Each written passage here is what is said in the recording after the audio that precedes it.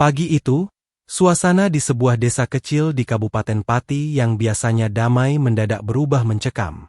Matahari baru saja naik sepenggalah ketika warga dikejutkan oleh suara sirene polisi yang meraung-raung menuju rumah seorang wanita parubaya bernama Sukinem.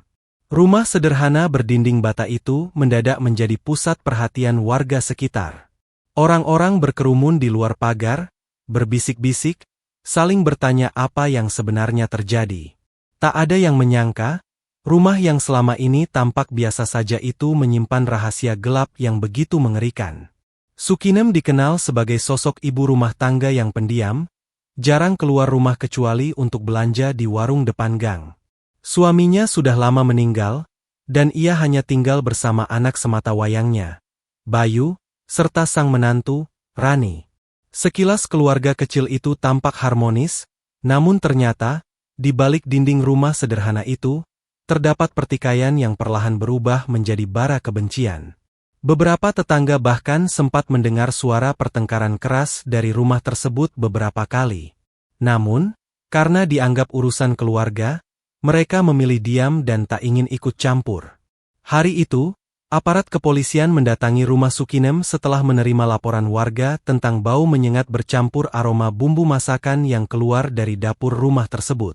Awalnya, warga mengira Sukinem sedang memasak daging sapi dalam jumlah besar, namun aroma yang tercium aneh, menyengat dan menusuk hidung. Salah satu tetangga, Bu Warti, yang rumahnya bersebelahan, mengaku sudah mencium bau itu sejak 2 hari sebelumnya. Ia sempat menegur Sukinem, tapi tak mendapat jawaban apapun. Saya kira lagi masak daging, tapi kok baunya gak enak, kayak amis campur bumbu. Taunya malah kayak gini, ucapnya gemetar saat diwawancarai wartawan. Ketika polisi tiba dan memaksa masuk ke rumah, suasana seketika berubah hening. Semua orang yang berada di luar rumah menahan napas, menunggu kabar apa yang akan keluar dari dalam. Tak lama, seorang anggota kepolisian keluar dengan wajah pucat, dan memberi isyarat agar garis polisi segera dipasang. Dari dapur kecil di belakang rumah itu, ditemukan sebuah panci besar berisi cairan berwarna keruh, dan di dalamnya terlihat potongan tubuh manusia yang diduga adalah bagian dari jasad seseorang. Warga yang menyaksikan dari kejauhan langsung histeris. Beberapa ibu-ibu menjerit, ada pula yang pingsan. Tak ada yang menyangka, di desa yang tenang itu, akan muncul kisah setragis ini. Sementara itu, Sukinem hanya duduk di pojok dapur, wajahnya tenang, matanya kosong menatap ke arah panci. Ketika polisi menanyainya, ia hanya bergumam pelan, dia pantas mendapatkannya. Tanpa memberikan penjelasan lebih lanjut. Polisi kemudian segera mengamankannya ke kantor untuk pemeriksaan lebih lanjut.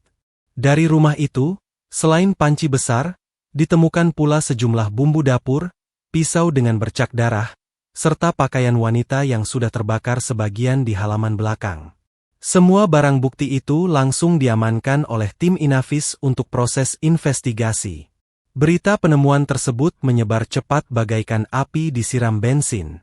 Dalam hitungan jam, nama Sukinem menjadi topik utama di media sosial. Tagar mertua sadis Pati pun mendadak viral. Banyak yang tak percaya bahwa seorang wanita yang dikenal sederhana bisa melakukan tindakan sekeji itu terhadap menantunya sendiri. Grup-grup WhatsApp warga, Facebook, hingga TikTok dipenuhi dengan potongan video warga yang merekam suasana rumah Sukinem yang sudah dipasangi garis polisi. Sementara di sisi lain, keluarga korban, terutama suaminya Bayu, masih belum mengetahui apa yang sebenarnya terjadi. Saat kejadian, Bayu diketahui sedang bekerja di luar kota. Ia baru mendapat kabar setelah dihubungi oleh pihak kepolisian. Tangis histeris pecah saat ia tiba di rumahnya. Melihat garis polisi mengelilingi rumah dan kerumunan warga yang memandang iba, Bayu langsung terduduk lemas. Ia tak percaya bahwa ibunya sendiri yang tega menghabisi istrinya, wanita yang baru 2 tahun lalu ia nikahi dengan penuh cinta. Desa itu kini berubah menjadi lautan duka dan ketakutan.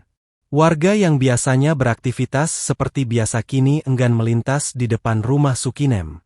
Banyak yang mengaku trauma, bahkan beberapa anak kecil menolak tidur di malam hari karena takut mendengar kisah ibu yang memasak manusia. Polisi pun terus berjaga di sekitar lokasi, sementara wartawan dari berbagai media berdatangan untuk meliput kejadian yang disebut sebagai salah satu kasus paling mengerikan dalam sejarah Kabupaten Pati. Namun, di balik semua itu, muncul satu pertanyaan besar. Apa yang sebenarnya membuat Sukinem tega melakukan perbuatan sekejam itu terhadap menantunya sendiri? Apakah ini murni karena dendam lama, atau ada rahasia lain yang belum terungkap? Pertanyaan itulah yang menjadi awal dari pengungkapan kisah kelam yang perlahan akan terurai satu persatu. Sebelum tragedi itu mengguncang Pati, sebenarnya tanda-tanda retaknya hubungan antara Sukinem dan menantunya, Rani, sudah lama terlihat. Hubungan keduanya tak pernah benar-benar akrab sejak awal pernikahan Rani dengan Bayu. Meski di depan orang lain mereka tampak biasa saja, namun di dalam rumah seringkali suasana berubah menjadi tegang. Rani yang berusia 27 tahun dikenal sebagai wanita yang mandiri, terbuka, dan berani mengutarakan pendapat. Sementara Sukinem, mertua sekaligus ibu dari Bayu, adalah sosok yang keras, kolot, dan sangat sensitif terhadap perubahan. Perbedaan sifat dan generasi itulah yang perlahan menumbuhkan jurang di antara mereka. Beberapa tetangga sempat mendengar suara pertengkaran dari rumah itu hampir setiap minggu. Kadang terdengar Rani menangis, kadang terdengar suara barang pecah. Isinya selalu sama, soal uang, soal pekerjaan rumah, dan soal siapa yang lebih berhak mengatur rumah tangga Bayu. Sukinem merasa ia yang lebih berpengalaman, sementara Rani menganggap kehidupan rumah tangga adalah urusan pribadinya bersama suami. Dalam satu kesempatan, Rani bahkan sempat mengadu pada teman kerjanya, mengatakan bahwa hidup serumah dengan mertua terasa seperti berjalan di atas bara. Bu, saya sudah berusaha sabar, tapi setiap hal kecil selalu jadi bahan pertengkaran. Salah potong sayur saja bisa jadi masalah. Begitu keluhan Rani suatu kali kepada temannya, yang belakangan ikut dimintai keterangan polisi. Meski keluhan itu terdengar sepele, ternyata ada tekanan batin besar di baliknya. Hubungan yang awalnya hanya diwarnai adu argumen kecil, lama-lama berubah menjadi permusuhan dalam diam. Bayu, yang berada di tengah-tengah keduanya, hanya bisa pasrah. Ia mencoba menenangkan ibunya, namun di sisi lain juga ingin melindungi istrinya. Tapi justru sikap ragu-ragu itulah yang membuat situasi semakin buruk. Sukinem merasa anaknya sudah berubah sejak menikah dengan Rani, menjadi lebih cuek, jarang pulang, dan lebih memihak sang istri.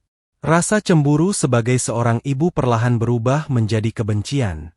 Ia merasa kehilangan kendali atas anak yang selama ini ia besarkan sendirian.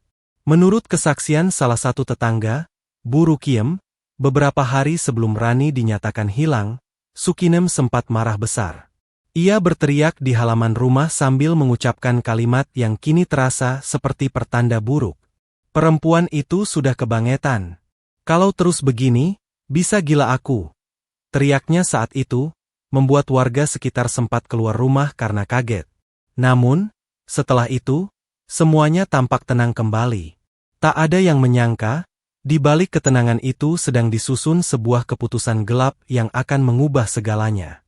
Di sisi lain, Rani sebenarnya juga sudah berniat pindah dari rumah mertua.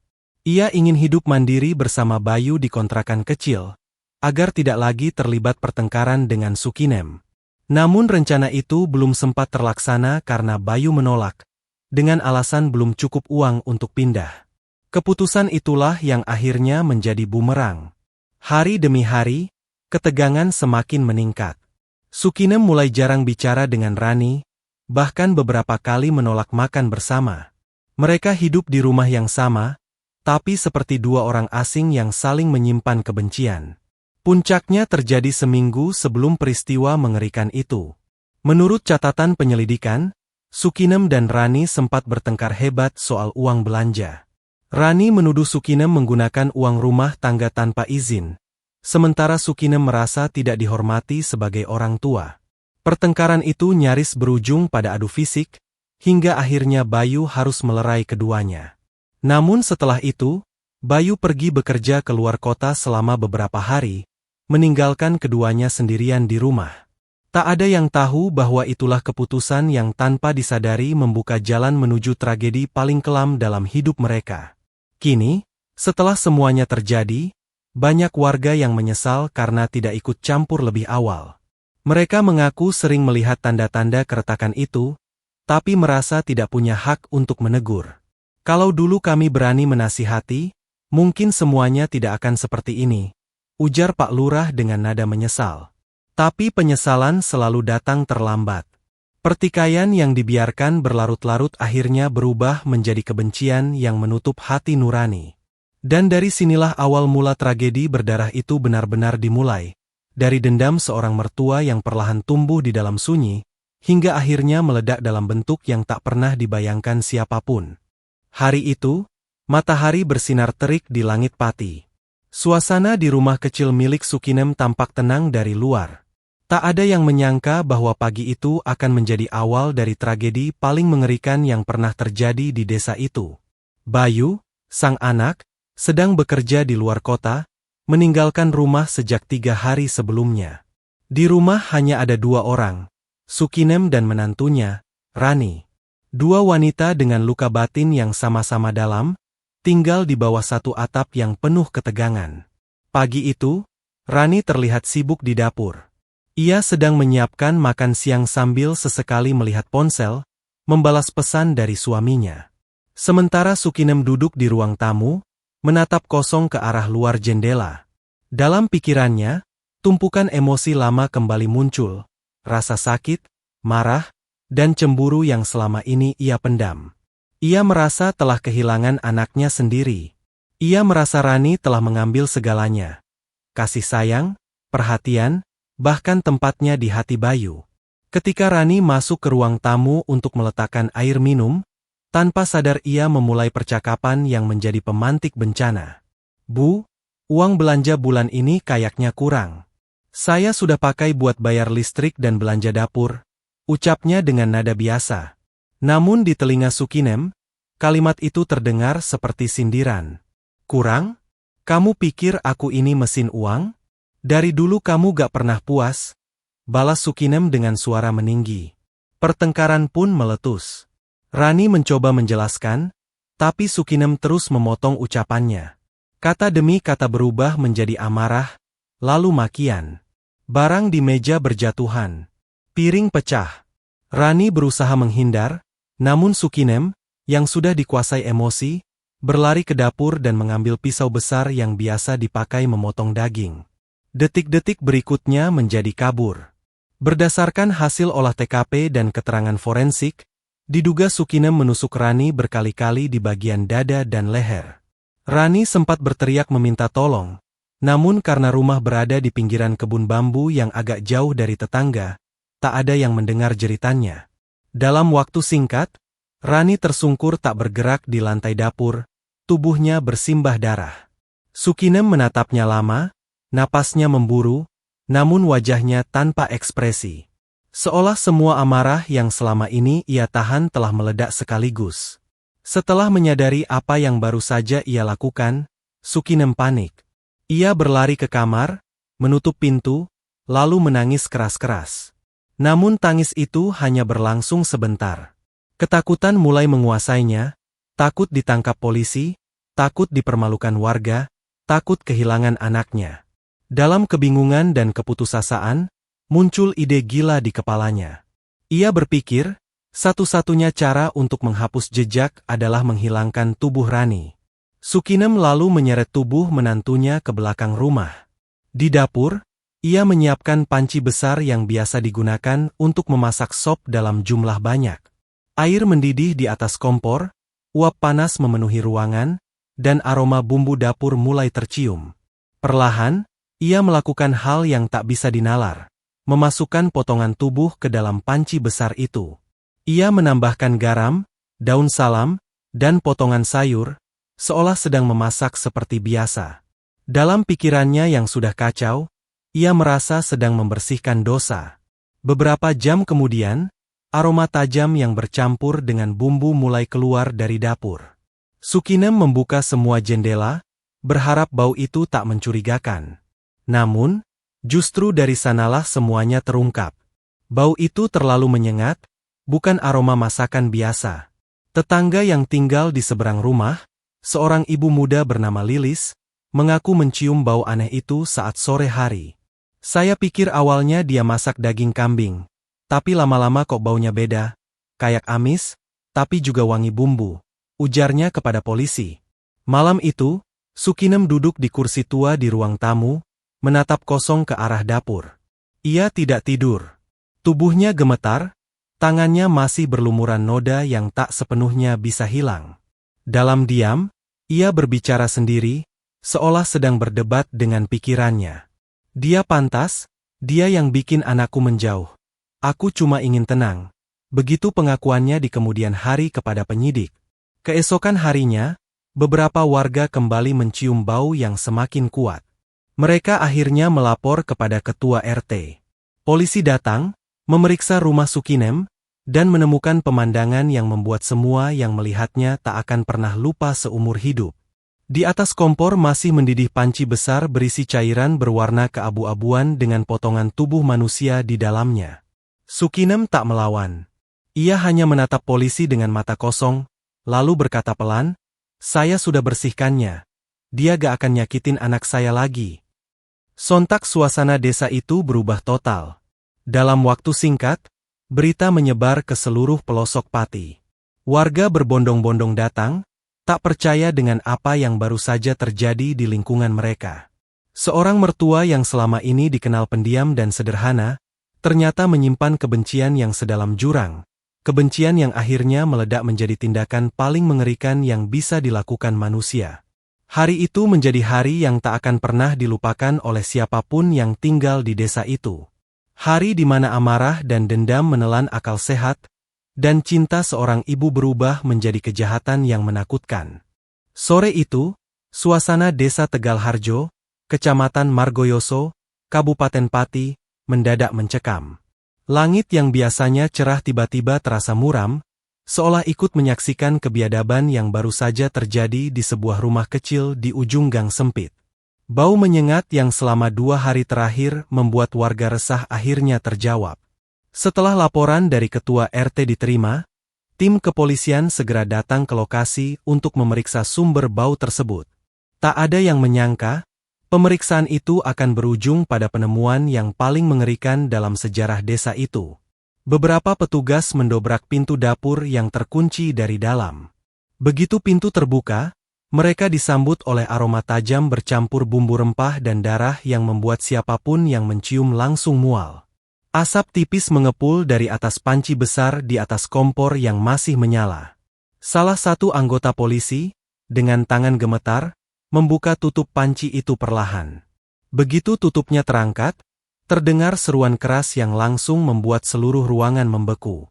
Di dalam panci itu, terdapat potongan tubuh manusia yang sebagian sudah hancur bercampur dengan kuah berwarna keruh. Pemandangan itu terlalu mengerikan untuk dijelaskan dengan kata-kata. Beberapa petugas menutup hidung dan mulut, sementara yang lain terpaksa keluar rumah untuk menenangkan diri. "Saya sudah belasan tahun bertugas, tapi baru kali ini melihat hal seperti itu," ujar salah satu anggota kepolisian dengan suara bergetar saat diwawancarai oleh media.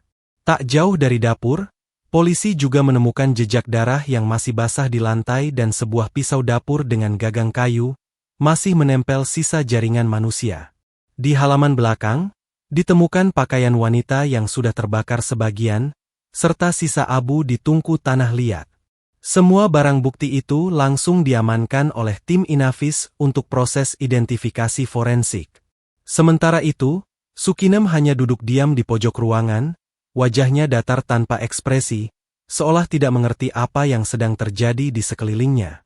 Ketika ditanya oleh petugas, ia hanya menjawab lirih, "Dia yang bikin anakku jauh. Aku cuma mau bersihkan semuanya."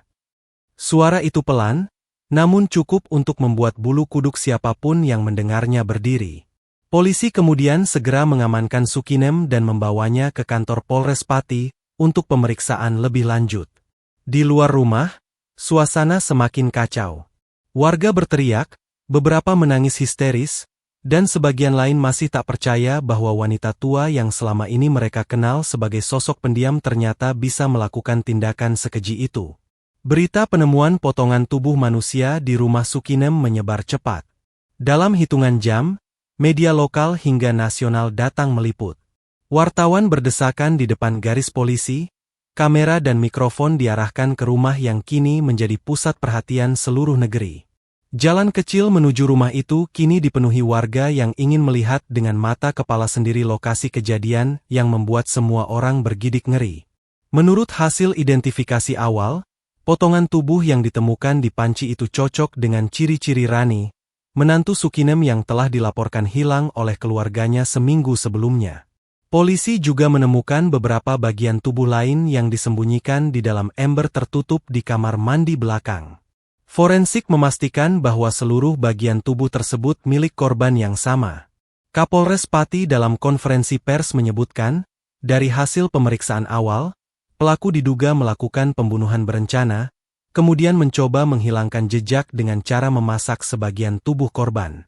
Motif sementara karena dendam dan perselisihan rumah tangga yang sudah berlangsung lama. Pernyataan itu membuat publik gempar.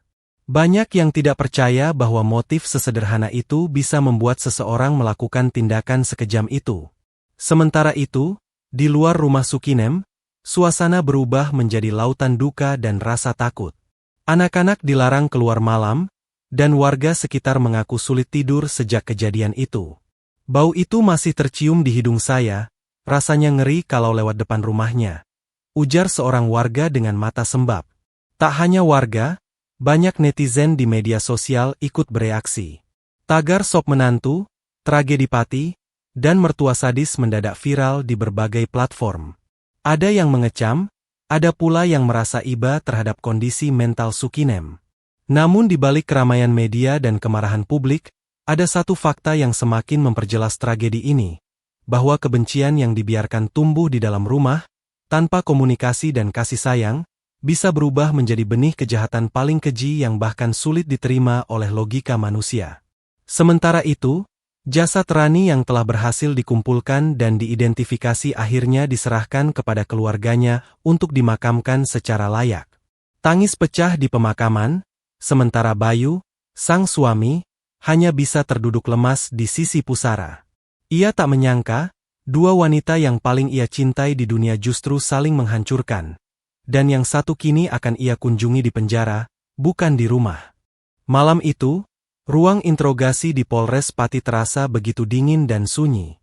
Hanya terdengar suara jam dinding yang berdetak pelan, seolah menandai setiap detik yang penuh ketegangan. Di tengah ruangan, duduk seorang wanita parubaya dengan wajah pucat dan mata kosong. Dialah Sukinem, sosok yang kini menjadi pusat perhatian seluruh negeri. Tangan dan kakinya diborgol ringan, tapi ia tak melawan. Ia hanya menunduk, seperti seseorang yang pasrah menerima nasib. Di depannya, dua penyidik duduk dengan wajah tegas, bersiap menggali kebenaran di balik tragedi yang telah mengguncang Kabupaten Pati. Bu Sukinem, kami ingin tahu, kenapa ibu bisa melakukan hal itu kepada menantu ibu sendiri? Tanya salah satu penyidik dengan suara datar. Sukinem tak langsung menjawab. Ia diam lama, matanya menatap kosong ke arah lantai. Dari jari tangannya yang keriput, terlihat sisa noda merah yang belum sepenuhnya hilang meski telah dicuci berulang kali. Setelah beberapa menit hening, ia akhirnya membuka mulut pelan, suaranya serak dan gemetar. Dia yang bikin anak saya menjauh. Saya cuma pengin anak saya balik seperti dulu, katanya lirih, nyaris tak terdengar. Penyidik menatap satu sama lain. Mereka tahu, di balik kalimat sederhana itu tersimpan cerita panjang tentang dendam dan rasa kehilangan yang berubah menjadi kebencian. Sukinem kemudian mulai bercerita, perlahan, satu persatu, mengungkap semua yang ia rasakan selama ini. Ia mengaku merasa diabaikan dan tersisih sejak anak semata wayangnya, Bayu, menikah dengan Rani. Menurut pengakuannya, sejak Rani masuk ke dalam rumah, suasana berubah. Bayu lebih sering memihak istrinya, jarang berbicara dengan ibunya, dan bahkan pernah membela Rani saat keduanya bertengkar. Aku yang besarin dia dari kecil. aku yang kerja banting tulang sejak bapaknya meninggal. Tapi sekarang, dia lebih dengerin perempuan itu daripada ibunya sendiri, ucap Sukinem dengan nada getir. Penyidik terus mendengarkan. Dari pengakuannya, jelas terlihat bahwa Sukinem bukan hanya menyimpan amarah, tapi juga rasa kehilangan yang begitu dalam. Ia merasa tak lagi berarti dalam hidup anaknya, merasa digantikan, dan perlahan, rasa cinta seorang ibu berubah menjadi obsesi untuk merebut kembali perhatian Bayu dengan cara apapun. Saat ditanya tentang kejadian hari itu, Sukinem menunduk lebih dalam. Suaranya semakin pelan, nyaris seperti bisikan. Dia maki saya, dia hina saya di rumah saya sendiri. Saya cuma ingin dia diam, saya ambil pisau, saya tusuk, tapi setelah itu, saya takut. Saya panik. Saya gak tahu harus ngapain. Salah satu penyidik lalu bertanya pelan, kenapa ibu memasak jasad korban? Kenapa tidak melaporkan atau menyerahkan diri? Pertanyaan itu membuat Sukinem memejamkan mata, air matanya menetes perlahan. Saya gak tahu, saya takut anak saya marah. Saya takut orang-orang hina saya. Saya cuma pengin bersih, pengin semua hilang. Jadi saya rebus. Saya pikir kalau hilang, gak akan ada yang tahu.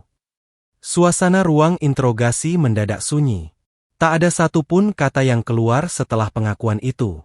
Bahkan para penyidik yang sudah terbiasa menangani berbagai kasus kekerasan pun tampak terdiam. Mereka tak menyangka, keputusan mengerikan itu muncul dari pikiran seorang ibu berusia hampir 60 tahun.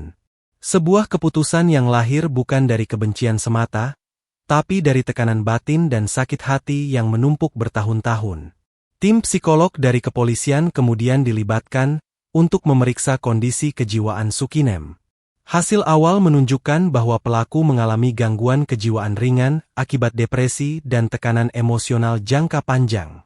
Ia kehilangan kemampuan membedakan antara benar dan salah saat melakukan perbuatannya.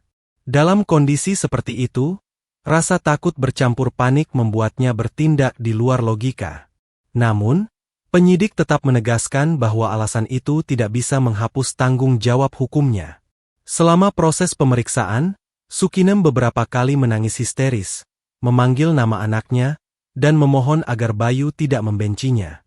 Saya cuma mau dia sayang lagi sama saya gak mau kehilangan anak saya, ucapnya berulang kali sambil menangis. Namun tangisan itu tak bisa menghapus kenyataan bahwa ia telah melakukan sesuatu yang mustahil dimaafkan, menghabisi nyawa menantunya sendiri dengan cara yang begitu keji. Di luar kantor polisi, suasana pun tak kalah mencekam. Wartawan berkumpul di depan pintu, sementara masyarakat berdesakan ingin tahu perkembangan kasus ini. Beberapa bahkan sempat melihat Sukinem digiring ke mobil tahanan dengan kepala tertunduk, mengenakan baju tahanan berwarna oranye. Dari balik kerumunan terdengar teriakan dan cacian. Tega banget, Bu. Itu kan anak orang. Namun Sukinem hanya diam, seolah tak mendengar apapun. Wajahnya kosong, matanya menatap lurus ke depan. Tatapan yang hampa, tanpa penyesalan, tapi juga tanpa kebanggaan. Kasus ini kemudian resmi dinaikkan ke tahap penyidikan. Sukinem dijerat dengan pasal berlapis, pembunuhan berencana dan upaya menghilangkan jejak kejahatan. Polisi juga berencana memeriksakan kondisi psikisnya lebih dalam di RS jiwa, untuk memastikan apakah ia benar-benar tidak sadar saat melakukan perbuatannya, atau hanya berpura-pura demi meringankan hukuman. Namun, satu hal yang pasti, dari setiap kata yang keluar dari mulut Sukinem, terlihat jelas bahwa tragedi ini bukan sekadar kejahatan fisik, tapi juga hasil dari luka batin yang tak pernah disembuhkan. Luka yang dibiarkan membusuk selama bertahun-tahun, hingga akhirnya berubah menjadi dendam yang menelan akal dan nurani seorang ibu. Kabar penangkapan Sukinem menyebar secepat angin. Dalam hitungan jam, seluruh wilayah Kabupaten Pati sudah tahu tentang tragedi mengerikan yang dilakukan oleh seorang mertua terhadap menantunya sendiri. Nama Sukinem menjadi buah bibir di setiap warung kopi, di pasar, bahkan di grup WhatsApp warga desa. Tak ada yang menyangka bahwa perempuan yang selama ini dikenal sebagai sosok keibuan dan ramah ternyata menyimpan sisi gelap yang tak terbayangkan. Rumah sederhana yang dulu selalu ramai kini berubah menjadi tempat yang dipenuhi garis polisi dan tatapan penasaran. Warga sekitar masih tak percaya. Bu Sukinem itu orangnya sopan, sering bantu tetangga. Gak nyangka bisa kayak gitu, ucap salah satu tetangga, sambil menggeleng pelan. Sementara yang lain berbisik dengan nada takut, katanya jasad menantunya dijadikan sop. Ya Allah, sampai segitunya. Di balik pagar rumah yang kini dijaga ketat aparat, suasana penuh duka menyelimuti keluarga korban. Bayu, suami korban sekaligus anak pelaku, terlihat tak kuasa menahan tangis. Ia duduk di teras rumah mertuanya, menatap kosong ke arah halaman belakang, tempat di mana tragedi itu bermula. Matanya sembab, wajahnya pucat. Ia seperti orang yang kehilangan arah. Aku kehilangan dua orang sekaligus. Istriku meninggal, ibuku ditangkap, ucapnya lirih kepada petugas yang mencoba menenangkannya. Bagi Bayu, ini bukan sekadar kehilangan, melainkan pukulan yang menghancurkan seluruh hidupnya. Ia tak menyangka, pertengkaran kecil antara ibunya dan istrinya bisa berakhir sekejam itu. Selama ini, ia memang menyadari ada ketegangan antara keduanya, namun ia tak pernah menduga bahwa kebencian ibunya sudah sedalam itu. Mereka sering berdebat, tapi aku pikir wajar. Aku cuma mau mereka saling mengerti. Tapi ternyata, salahku, aku terlalu cuek, kata Bayu sambil menunduk. Sementara itu, keluarga dari pihak korban masih tak bisa menerima kenyataan. Orang tua Rani menangis histeris saat mengetahui putri mereka dibunuh secara keji. Mereka bahkan sempat pingsan saat polisi datang membawa hasil otopsi dan bukti-bukti dari TKP. Anak saya gak salah apa-apa. Dia cuma berusaha jadi istri yang baik. Kenapa tega sekali? Teriak sang ibu korban dengan suara serak. Air mata terus mengalir di pipinya. Di media sosial, kasus ini langsung viral dan menjadi trending topik nasional. Ribuan komentar membanjiri unggahan berita dari berbagai portal media. Ada yang marah, ada yang prihatin, dan tak sedikit pula yang menuliskan doa untuk almarhumah Rani. Namun di sisi lain, muncul juga perdebatan panjang tentang kesehatan mental, konflik keluarga, dan pentingnya komunikasi dalam rumah tangga. Banyak warganet yang menilai, tragedi ini bisa jadi pelajaran besar bagi masyarakat agar lebih peka terhadap tanda-tanda tekanan psikologis pada orang tua atau anggota keluarga lain. Ini bukan cuma kasus kriminal, tapi juga kasus sosial dan mental. Tulis salah satu pengguna media sosial di kolom komentar. Kadang orang tua merasa kehilangan tempat setelah anak menikah. Kalau gak disadari, bisa berubah jadi benci, balas yang lain. Pemerintah desa setempat bahkan mengadakan pertemuan darurat bersama tokoh masyarakat dan pihak kepolisian. Kepala desa menyampaikan rasa duka mendalam atas tragedi tersebut dan berjanji untuk meningkatkan kesadaran warga mengenai pentingnya menjaga hubungan keluarga dan kesehatan mental. Kami semua berduka. Ini pelajaran berat untuk kita semua. Jangan sampai ada lagi kasus seperti ini, katanya di hadapan puluhan warga yang hadir dengan wajah sendu. Namun tak semua warga bisa dengan mudah melupakan kejadian itu. Bagi mereka yang rumahnya berdekatan dengan kediaman Sukinem, ketakutan masih terasa hingga kini. Beberapa anak kecil bahkan enggan lewat di depan rumah itu, sementara orang tua mereka menenangkan dengan kalimat lembut. Sudah, nak. Itu cuma rumah kosong. Jangan takut. Tapi di dalam hati, mereka pun tahu, bayangan peristiwa itu tak akan mudah hilang. Sementara itu, jenazah Rani telah dimakamkan di kampung halamannya di bawah penjagaan ketat polisi dan pengawalan warga. Prosesi pemakaman berjalan haru. Tangisan pecah di sepanjang jalan menuju pemakaman.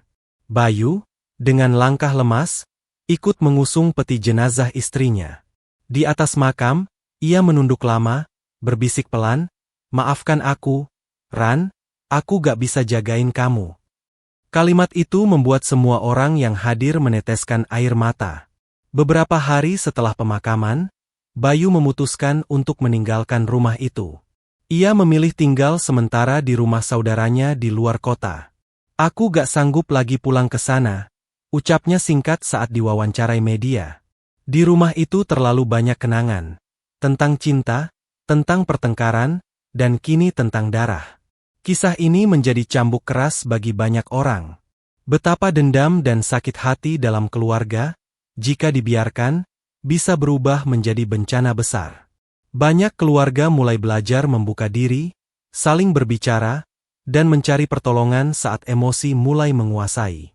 Para tokoh agama dan psikolog turun tangan memberikan ceramah tentang pentingnya pengendalian diri dan kasih sayang dalam keluarga. Namun, meski waktu berlalu, luka batin di hati keluarga korban dan pelaku akan sulit sembuh.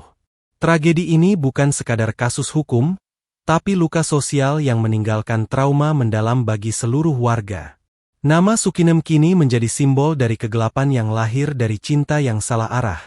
Cinta seorang ibu yang berubah menjadi amarah dan kehancuran. Kasus Pati ini telah menjadi catatan kelam yang tak akan mudah dilupakan. Sebuah tragedi yang lahir bukan dari niat jahat semata, melainkan dari luka hati, kecemburuan, dan kehilangan arah dalam hubungan keluarga. Dari luar, rumah itu tampak biasa saja, tembok lusuh, halaman kecil, dan suara ayam di pagi hari. Tapi siapa sangka, di balik dinding yang tampak damai itu, tersimpan amarah yang perlahan tumbuh menjadi api, hingga akhirnya membakar segalanya. Cinta, keluarga, bahkan kewarasan. Kini, rumah tempat tragedi itu terjadi berdiri sunyi. Tak ada lagi tawa, tak ada lagi suara orang memasak di dapur. Hanya sisa-sisa garis polisi yang mulai pudar tertiup angin, dan aroma kayu lembab yang memenuhi udara. Warga yang melintas pun hanya bisa menunduk, sebagian berdoa dalam hati. Mereka masih sulit mempercayai bahwa tangan seorang ibu bisa melakukan hal sekejam itu terhadap menantunya sendiri.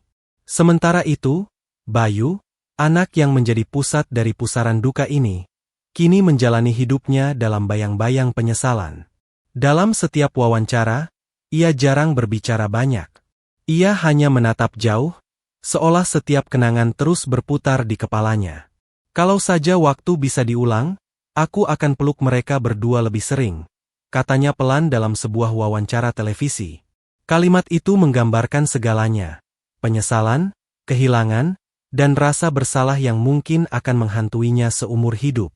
Masyarakat Indonesia pun belajar banyak dari tragedi ini. Bahwa masalah dalam rumah tangga bukan sekadar urusan kecil yang bisa dibiarkan begitu saja. Kadang, sesuatu yang tampak sepele, seperti salah paham, rasa iri, atau sakit hati, bisa tumbuh menjadi bom waktu ketika tidak diselesaikan dengan kasih dan komunikasi. Dalam kasus Sukinem, bom waktu itu akhirnya meledak, dan dampaknya menghancurkan lebih dari satu nyawa. Para ahli psikologi keluarga yang mengikuti kasus ini menegaskan bahwa hubungan mertua dan menantu seringkali menyimpan potensi konflik tersembunyi. Perbedaan cara pandang, kebiasaan, dan rasa takut kehilangan perhatian anak bisa memicu gesekan emosional. Jika tak ada komunikasi terbuka, perasaan terabaikan dapat berubah menjadi amarah.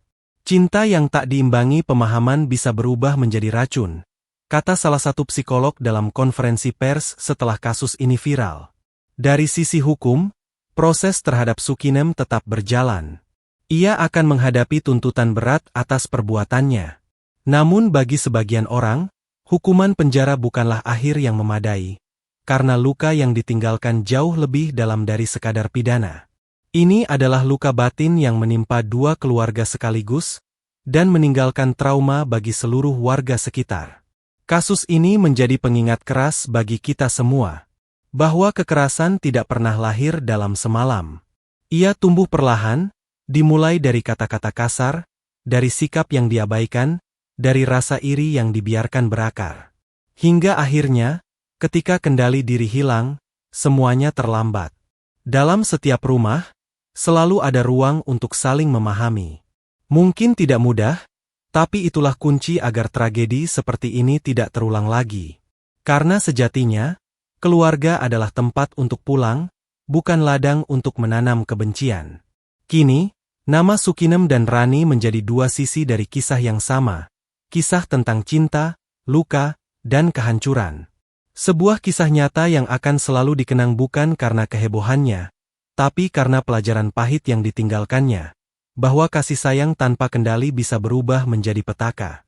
Di akhir narasi ini, mungkin hanya doa yang bisa dipanjatkan. Untuk Rani, semoga tenang di sisi Tuhan. Untuk Bayu, semoga mampu memaafkan dan memulai hidup baru. Dan untuk Sukinem, semoga penyesalan yang ia rasakan bisa menjadi pengingat bagi kita semua, bahwa batas antara cinta dan kebencian begitu tipis, dan sekali saja dilanggar, segalanya bisa hancur.